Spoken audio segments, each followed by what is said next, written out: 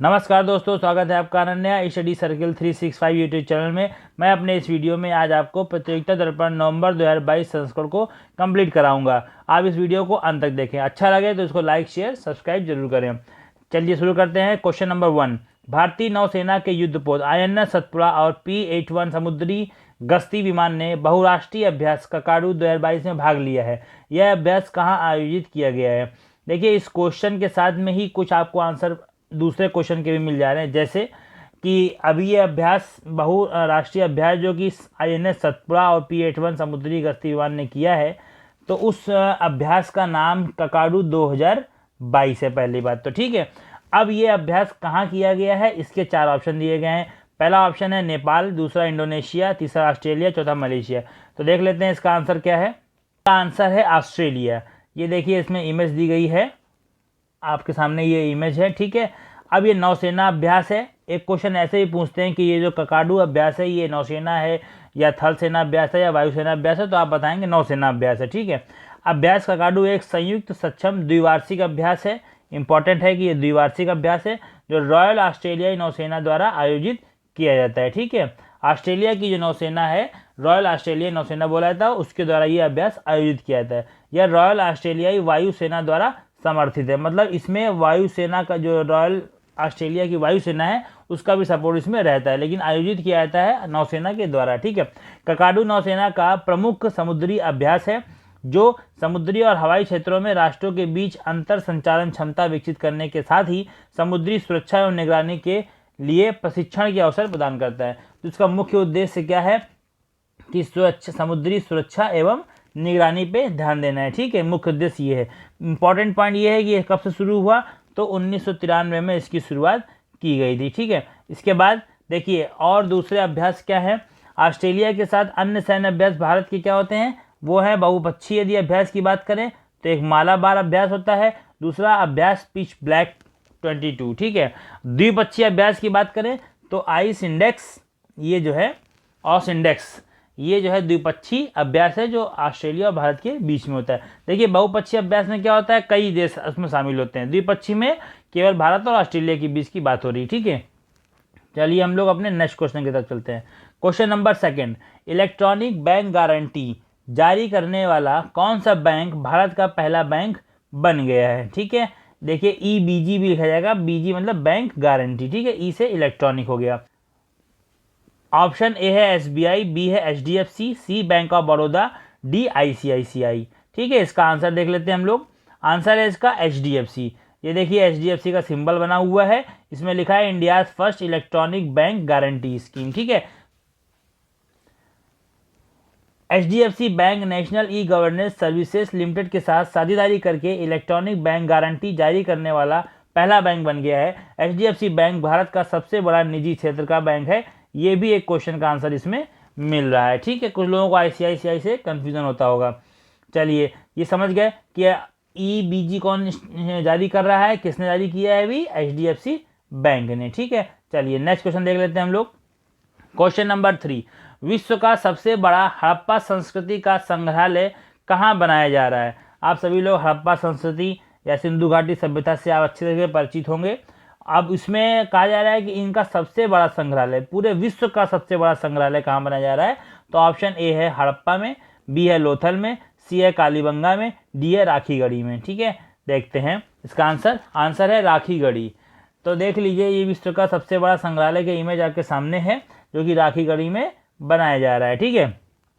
विश्व का सबसे बड़ा हड़प्पा संस्कृति का संग्रहालय राखीगढ़ी में बनाया जा रहा है। इस म्यूजियम में फोटोग्राफ्स लैब्स तैयार किए जा रहे हैं, फोटोग्राफ्स का लैब्स तैयार किया जा रहा है, जिसमें चित्रों के माध्यम से आगंतुक राखीगढ़ी के इतिहास को जान सकेंगे। मतलब जो चित्रों की एक लैब्स बनाई जा रही है, फोटोग्राफ्स की लैब्स बनाई जा रही है, जिसको देख देख के जो है सिंधु घाटी सभ्यता और हड़प्पा सभ्यता के बारे में, राखीगढ़ी के इतिहास के बारे में जितने भी वहाँ पे आगंतुक आएंगे वो उसको जान सकेंगे। राखीगढ़ी हरियाणा के हिसार जिले में स्थित है। ये इंपॉर्टेंट पॉइंट बन जाता है स्टैटिक्स GK के हिसाब से कि राखीगढ़ी कहाँ है, हरियाणा राज्य में है, हिसार जिले में है। सरस्वती और दृष्टद्युति नदियों के शुष्क क्षेत्र में स्थित एक महत्वपूर्ण ऐतिहासिक स्थान है। राखीगढ़ी सिंधु घाटी सभ्यता का भारतीय क्षेत्रों में धौलावीरा के बाद दूसरा विशालतम ऐतिहासिक नगर है। मतलब है क्या कि सिंधु घाटी सभ्यता तो आपने मालूम है कि अपने देश से लेके दूसरे देशों तक फैला हुआ है, अफगानिस्तान वगैरह तक ये फैला हुआ है, ठीक है।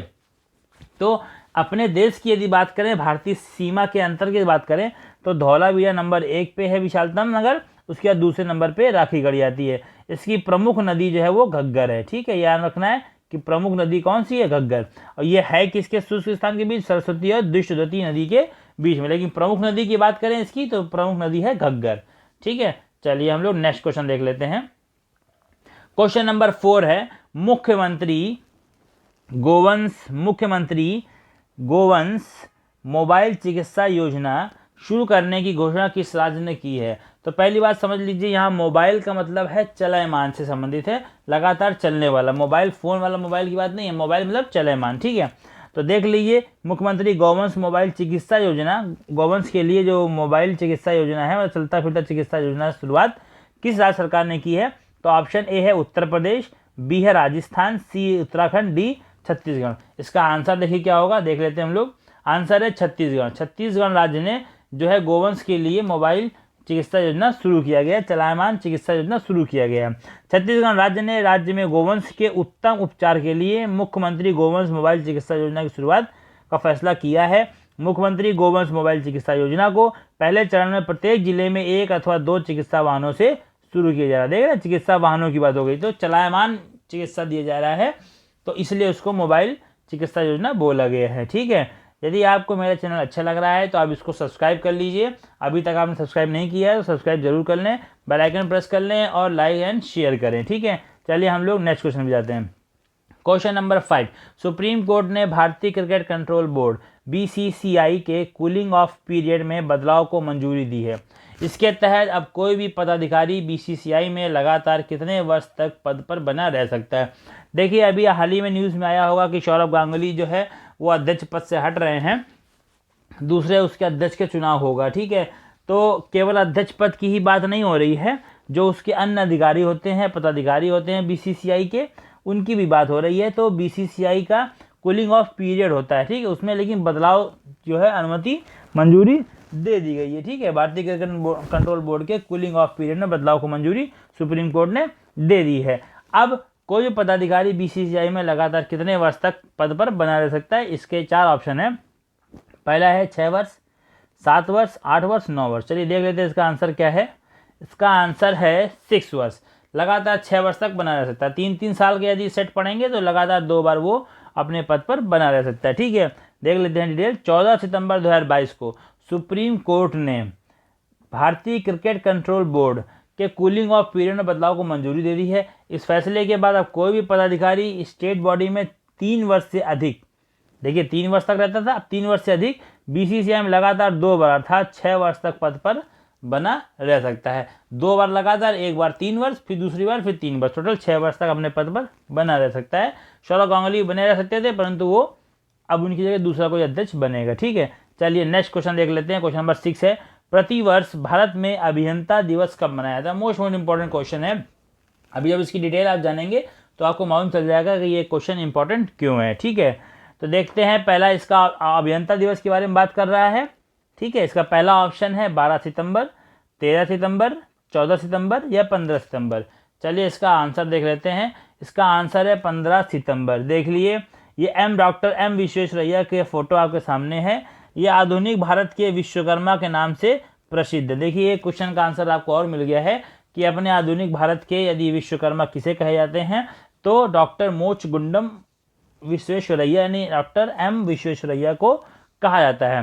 प्रतिवर्ष भारत में 15 सितंबर को अभियंता दिवस के सुविख्यात इंजीनियर डॉक्टर मोचगुंडम विश्वेश्वरैया के जन्म दिवस में मनाया जाता है। इनकी जन्म दिवस के उपलक्ष्य में इसको मनाया जाता है, ठीक है, जिसको कि जयंती कहते हैं। विश्वेश्वरैया को आधुनिक भारत के विश्वकर्मा के रूप में जाना जाता है, ठीक है।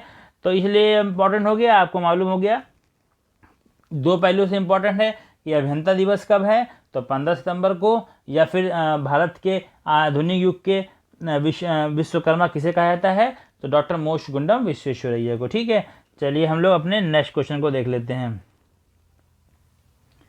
क्वेश्चन नंबर 8 है, केंद्रीय गृह मंत्री अमित शाह ने कहां पर बायो एथेनॉल परियोजना का शिलान्यास किया है? तो गृह मंत्री, पहले तो क्वेश्चन ये आएगा कि बायो एथेनॉल परियोजना का शिलान्यास किसने किया है? तो केंद्रीय मंत्री अमित शाह ने बायो एथेनॉल परियोजना का शिलान्यास किया गया है। अब यह शिलान्यास कहाँ पे किया गया है? इसके ऑप्शन है, ऑप्शन ए है जोधपुर, बी है सूरत, सी बीकानेर, डी भोपाल। चलिए इसका आंसर देख लेते हैं हम लोग। आंसर है सूरत। गुजरात के सूरत में इसका शिलान्यास किया गया है। देख लीजिए, ये अमित शाह जी हैं, केंद्रीय गृह मंत्री अमित शाह जी हैं। ठीक है, अब देख लेते हैं डिटेल। 14 सितंबर 2022 को केंद्रीय गृह मंत्री एवं सहकारिता मंत्री, देखिए सहकारिता डिपार्टमेंट भी इनके पास में है और गृह डिपार्टमेंट भी इनके पास में, ठीक है, मंत्री अमित शाह ने गुजरात के सूरत में कृषक भारती कोऑपरेटिव लिमिटेड की बायो एथेनॉल परियोजना क्रबको हजीरा का शिलान्यास किया है। अब आपके दिमाग में आ रहा होगा कि ये गृह मंत्री हैं तो इन्होंने जाके वहाँ का शिलान्यास क्यों किया? क्योंकि ये सहकारिता मंत्री भी हैं। और देख लीजिए यहाँ पे किसकी ये योजना है? ये योजना कृषक भारती कोऑपरेटिव लिमिटेड की है, सहकारिता लिमिटेड की है ये योजना, ठीक है, कि बायो एथेनॉल परियोजना है। और ये क्या है? क्रबको हजीरा नाम है इसका, तो उसका शिलान्यास इन्होंने किया है। ठीक है, तो ये आपका जो है क्वेश्चन हो गया कंप्लीट। चलिए हम लोग नेक्स्ट क्वेश्चन को देखते हैं। क्वेश्चन नंबर 9, विश्व कुश्ती चैंपियनशिप में 2 पदक जीतने वाली पहली भारतीय महिला पहलवान कौन बनी है? ठीक है, तो विश्व कुश्ती चैंपियनशिप में लगातार 2 पदक, लगातार या कह दें या 2 पदक की बात हो रही है कि 2 पदक अभी तक जीतने वाली भारत की पहली महिला पहलवान कौन बनी है? ऑप्शन ए है Babita Phogat, option B Vinesh Phogat, option C Pooja Dhanda, option D Antim Panghal. ठीक है, इसका आंसर देख लेते हैं हम लोग। आंसर है विनेश फोगाट। फोगाट सिस्टर में एक विनेश फोगाट भी हैं, मूवी आई थी, आप सभी लोग फोगाट सिस्टर को जानते होंगे। ठीक है, चलिए इसकी ये देखिए इनकी इमेज सामने आके फोटो है, ठीक है, विनेश फोगाट जी की, जो कि विश्व कुश्ती चैंपियनशिप में 2 पदक जीतने वाले भारत की पहली महिला बन गई हैं। सर्बिया बेलग्रेड में 14 सितंबर 2022 को भारतीय महिला पहलवान विनेश फोगाट ने विश्व कुश्ती चैंपियनशिप 2022 की 53 किलोग्राम श्रेणी में कांस्य पदक जीत लिया। इसी के साथ विनेश फोगाट विश्व कुश्ती चैंपियनशिप में किसी भी श्रेणी में 2 पदक जीतने वाली पहली भारतीय महिला बन गई हैं। किसी एक श्रेणी में, किसी भी श्रेणी में, मतलब कोई भी एक श्रेणी में वो 2 पदक जीतने वाली, विश्व कुश्ती चैंपियनशिप में 2 पदक जीतने वाली पहली भारतीय महिला बन गई हैं। ठीक है, किसी भी श्रेणी में। तो 53 किलोग्राम की श्रेणी में भी उन्होंने कांस्य पदक जीता है। एक क्वेश्चन ये भी बन जाएगा कि विश्व कुश्ती चैंपियनशिप 2022 में 53 किलोग्राम की श्रेणी में कांस्य पदक किसने जीता है? तो विनेश फोगाट ने जीता है। किसी भी श्रेणी में 2 पदक जीतने वाली विश्व कुश्ती चैंपियनशिप में पहली भारतीय महिला कौन बन गई है? तो भी आंसर होगा विनेश फोगाट। ठीक है, चलिए हम लोग नेक्स्ट क्वेश्चन देखते हैं। क्वेश्चन नंबर 10 देख लेते हैं हम लोग। किस सरकार ने SIRPI सिरपी, एस मतलब स्टूडेंट्स, एस का मतलब हो गया स्टूडेंट्स, आई मतलब इन, आर मतलब रिस्पॉन्सिबल, पी मतलब पुलिस, आई मतलब इनिशिएटिव, रिस्पॉन्सिबल पुलिस इनिशिएटिव। ठीक है, SI मतलब स्टूडेंट्स इन, मतलब स्टूडेंट्स होने चाहिए, किसमें होने चाहिए? रिस्पॉन्सिबल पुलिस इनिशिएटिव, जो पुलिस का इनिशिएटिव होना है उसमें काम करने के लिए कुछ स्टूडेंट जाकर के इन करेंगे, उसमें स्टूडेंट पहुंचेंगे, ये इसका थीम है। तो कहा जा रहा है कि ये जो कार्यक्रम है किसने शुरू किया है? ऑप्शन है ए उत्तराखंड, बी मध्य प्रदेश, सी राजस्थान, डी तमिलनाडु। ठीक है, देखते हैं इसका आंसर क्या है। इसका आंसर है तमिलनाडु। ठीक है, देखिए ये तमिलनाडु के मुख्यमंत्री जी हैं। ठीक है, अब हम लोग देख लेते हैं इसमें 14 सितंबर 2022 को तमिलनाडु सरकार ने राष्ट्रीय कैडेट कोर की तर्ज पर सिरपी नामक एक नया कार्यक्रम शुरू किया है। ठीक है, किसके तर्ज पे है? नेशनल कैडेट कोर यानी कि NCC के तर्ज पर है। ठीक है, ग्रेटर चेन्नई पुलिस सिरपी इकाइयां बना रही है, ग्रेटर चेन्नई की पुलिस, जिसके चरण में 100 स्कूलों से 50 छात्रों का चयन किया जाएगा। ठीक है, अब इन छात्रों को NCC की तरह जो सिरपी है उसमें ट्रेन किया जाएगा। उनका काम क्या होगा? रिस्पॉन्सिबल पुलिस इनिशिएटिव लेना। ठीक है, इस परियोजना का उद्देश्य किशोर अपराध के मुद्दे को संबोधित करना है, जो सामाजिक आर्थिक स्थितियों साथियों के दबाव, परिवार के समर्थन की कमी और बेरोजगारी जैसे कारकों से प्रेरित है। एक्चुअली में जो छात्र इसमें ट्रेनिंग किए जाएंगे उनको बताया जाएगा किस प्रकार के जो है किशोर अपराध कर रहे हैं और उन अपराधों करने के पीछे क्या क्या कारण हो सकते हैं। एक तो वो छात्र उससे बचेंगे और वो छात्र दूसरे छात्रों को बताएंगे, जिससे दूसरे छात्र भी इन सब चीज़ों से बच सकेंगे। ठीक है, बहुत अच्छा इनिशिएटिव है, इसकी सराहना की जानी चाहिए। चलिए हम लोग नेक्स्ट क्वेश्चन को देखते हैं। क्वेश्चन नंबर 11 है, अमृत सरोवर झीलों के निर्माण में भारत के राज्यों में शीर्ष स्थान किस राज्य ने हासिल किया है। ये अमृत सरोवर झील, अमृत सरोवर योजना चली है, इसमें झीलों का निर्माण किया जा रहा है। कुछ लोगों को कन्फ्यूजन होता है कि तालाबों किया जा रहा है कि झीलों किया जा रहा है, तो हम बता रहे हैं आपको कि अमृत सरोवर में झीलों का निर्माण किया जा रहा है। तो भारत के राज्यों में शीर्ष स्थान किस राज्य को मिला है, तो इसमें आंसर है ऑप्शन नंबर 1 है उत्तर प्रदेश, ऑप्शन बी मध्य प्रदेश, सी राजस्थान, डी तमिलनाडु। तो इसका आंसर देख लेते हैं, इसका आंसर बन रहा है उत्तर प्रदेश। ठीक है, ये देखिए झील की फोटो आपके सामने है, झीलों का निर्माण किया जा रहा है, उससे संबंधित जो है अमृत सरोवर योजना है। तो उत्तर प्रदेश ने अमृत सरोवर झीलों के निर्माण में भारत के राज्यों में शीर्ष स्थान हासिल किया है। यह उत्तर प्रदेश के लोगों के लिए गौरव की बात है। ठीक है, तो वैसे तो जब झीलों की बात करेंगे तो यदि आप कॉन्सेप्ट से लेंगे तो उत्तर प्रदेश के पास नहीं पहुंचेंगे, लेकिन ये आश्चर्य की बात है कि उत्तर प्रदेश ने इनिशिएटिव लेकर के तेजी से झीलों के निर्माण में पार्टिसिपेट किया है, जिससे कि राज्यों में शीर्ष स्थान उत्तर प्रदेश को प्राप्त हो सका है। ठीक है, चलिए हम लोग नेक्स्ट क्वेश्चन पे आते हैं। क्वेश्चन नंबर 12, किसने अंडर 17 सैफ फुटबॉल प्रतियोगिता 2022 का खिताब जीता है। तो देखिए पहले क्वेश्चन को समझिए, सैफ फुटबॉल प्रतियोगिता हो रही है। ठीक है, वो अंडर 17 एज की प्रतियोगिता है। ठीक, इसका खिताब किसने जीता है, मतलब किस देश ने जीता है। ऑप्शन ए है भूटान, बी नेपाल, सी भारत, डी श्रीलंका। इसका मतलब भारत और उसके पड़ोसी देश के बारे में है सैफ फुटबॉल प्रतियोगिता। देख लेते हैं इसका आंसर क्या है। इसका आंसर है भारत। भारत ने जो है सैफ फुटबॉल प्रतियोगिता अंडर 17 की जीती है। देखिए इमेज यहाँ पे सेलिब्रेशन की आपके सामने है, देख लेते हैं इसकी डिटेल। उत्तर क्या है इसका, भारत ने अंडर 17 सैफ फुटबॉल प्रतियोगिता 2022 का खिताब जीता है। कोलंबो में हुए फाइनल में भारत ने नेपाल को पराजित कर चौथी बार ये खिताब जीता है। इंपॉर्टेंट क्या क्या पॉइंट मिल गए कि जो सैफ फुटबॉल प्रतियोगिता है वो कहाँ हुआ, कोलंबो में हुआ पहली बार। जो फाइनल हुआ वो किसके बीच हुआ, भारत और नेपाल के बीच हुआ दूसरी बार। और ये कितनी बार भारत ने जीता है, चौथी बार यह खिताब जो है भारत ने अपने नाम पर किया है। सैफ फुटबॉल प्रतियोगिता अंडर 17 के उस पर होती है। ठीक है, इंपॉर्टेंट है, भारत और भारत के पड़ोसी देश में शामिल होते हैं। चलिए हम लोग अपने नेक्स्ट क्वेश्चन पे आते हैं। क्वेश्चन नंबर 13, भारत का पहला वानिकी विश्वविद्यालय किस राज्य में स्थापित होगा। वानिकी विश्वविद्यालय यानी कि इंग्लिश में फॉरेस्ट यूनिवर्सिटी भी आप इसको समझ सकते हैं। तो ये किस राज्य में स्थापित होगा ये बताना है आपको। ऑप्शन नंबर ए है आंध्र प्रदेश, ऑप्शन बी है तेलंगाना, ऑप्शन सी है उड़ीसा, ऑप्शन डी है तमिलनाडु। ठीक है, तो देख लेते हैं इसका आंसर क्या है। देख लेते हैं इसका आंसर, देख लेते हैं इसका आंसर है तेलंगाना। उत्तर, तेलंगाना विधानसभा ने 13 सितंबर 2022 को वानिकी विश्वविद्यालय फॉरेस्ट यूनिवर्सिटी अधिनियम 2022 को मंजूरी दे दी है। ठीक है, तो वानिकी विश्वविद्यालय कहाँ बनेगा, तेलंगाना बने, इसकी मंजूरी मिल गई, जिसको कि फॉरेस्ट यूनिवर्सिटी भी कहते हैं। वानिकी विश्वविद्यालय देश में अपनी तरह का पहला विश्वविद्यालय होगा, इसलिए ये इंपॉर्टेंट बन रहा है कि फॉरेस्ट पे यूनिवर्सिटी बन रही है, तो इसलिए जो है ये अपने आप में देश का पहला विश्वविद्यालय होगा। इसलिए क्वेश्चन एग्जाम के पॉइंट ऑफ व्यू से बहुत इंपॉर्टेंट होता है। तेलंगाना के विधानसभा में इसकी मंजूरी प्राप्त हो गई है। ठीक है, चलिए हम लोग अपने नेक्स्ट क्वेश्चन को देखते हैं। भारत के 76वें ग्रैंड मास्टर कौन बने हैं। देखिए ग्रैंड मास्टर जो किस खेल से संबंधित हैं आपको पता है, शतरंज से संबंधित हैं। तो 76वें ग्रैंड मास्टर कौन बने हैं आपको ये मालूम होना चाहिए। विश्वनाथ आनंद का नाम आपने सुना ही होगा, शतरंज से संबंधित रहे हैं। फिलहाल इसके 4 ऑप्शन देख लेते हैं हम लोग।